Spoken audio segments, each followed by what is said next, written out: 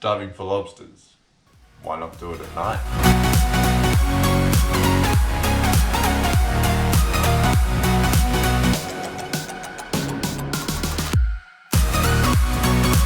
When you go night diving for lobsters, sometimes you can come across lobsters that have come right out of their holes and they're often feeding or moving around. And this means that they're much easier to catch. You'll see with these lobsters that they don't spook immediately, and that's because I've taken great care to not disturb them with my torchlight. I dive down, I've noticed their antennas before, but they haven't seen my torchlight with their eyes. And so they only start spooking about 1 second after I light them up with my torch. You'll notice that I'm already prepared to go for the grab. Now I go for the grab, and it's a successful dive. I did dive down after this, and that second lobster that was in there has since moved right back and is totally inaccessible. So that's a real good demonstration of diving at night and the advantages of doing that, because I know that these lobsters wouldn't be around or wouldn't be accessible during the day.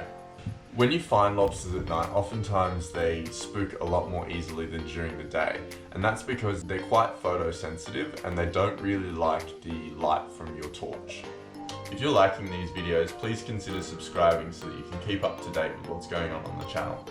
I actually got a video of me grabbing a squid by hand. This is the maybe 5th time that I've managed to do this. This squid just happens to be the largest one I've ever caught by hand.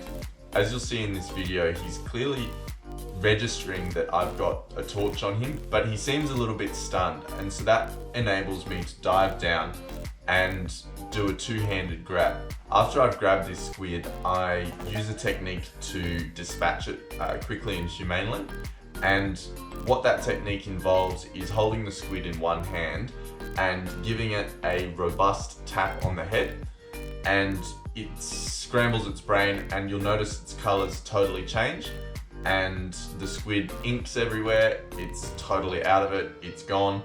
And that's a really good way to dispatch your squid. So this next video, I had a suspicion that the lobsters would be under this rock.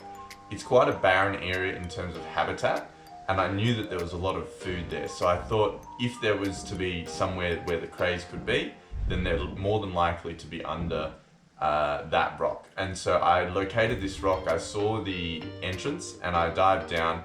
And you'll notice here that I am kind of taken by surprise a little bit. I have to switch the torch in my hands, and I reach in here and I grab him by the tail, which is a really good way of deactivating his ability to move, and I'm successful on this little dive. But you'll also notice that all of the other lobsters in this hole freak out, and I'm totally unable to get any more out of this hole. This next dive shows exactly what you're looking for when you're diving at night for lobsters.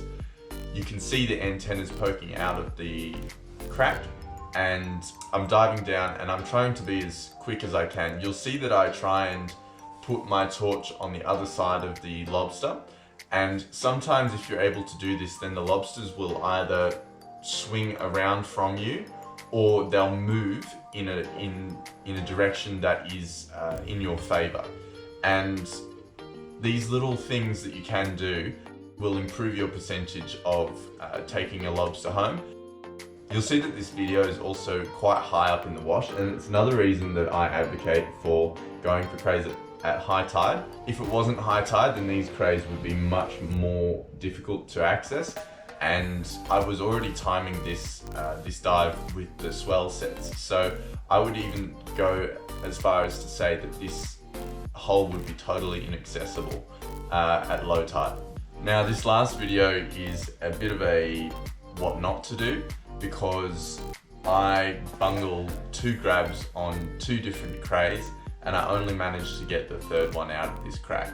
So I move off quickly from missing that cray, and I move to where I think more lobsters might be.